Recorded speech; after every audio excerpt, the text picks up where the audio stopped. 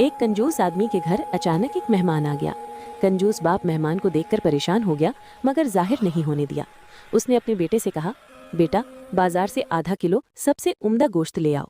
बेटा बाजार गया, लेकिन काफी देर बाद खाली हाथ वापस आ गया। बाप ने हैरानी से पूछा, बेटा गोश्त कहाँ है?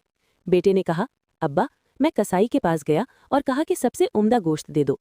कसाई ने कहा, मैं तुम्हें ऐसा गोश्त दूंगा जो बिल्कुल मक्खन जैसा होगा। मैंने सोचा अगर मक्खन जैसा है तो मक्खन ही ले लेता हूँ। फिर मैं बकाल के पास गया और मक्खन मांगा। बकाल ने कहा, मैं तुम्हें ऐसा मक्खन दूंगा जो शहद जैसा होगा। मैंने सोचा अगर शहद जैसा है तो शहद ही खरीद लेता हूँ। फिर मैं शहद वाले के पास गया। उसने कहा, मैं तुम्हें ऐसा शहद दूंगा जो बिल्कुल साफ पानी जैसा होगा। मैंने सोचा जब पानी जैसा ही है तो पानी तो घर में मौजूद है, इसलिए मैं खाली हाथ वापस आ गया। ये सुनकर बाप ने कहा, वाह बेटा अकल तो खूब लगाई है, लेकिन एक नुकसान हो गया होगा।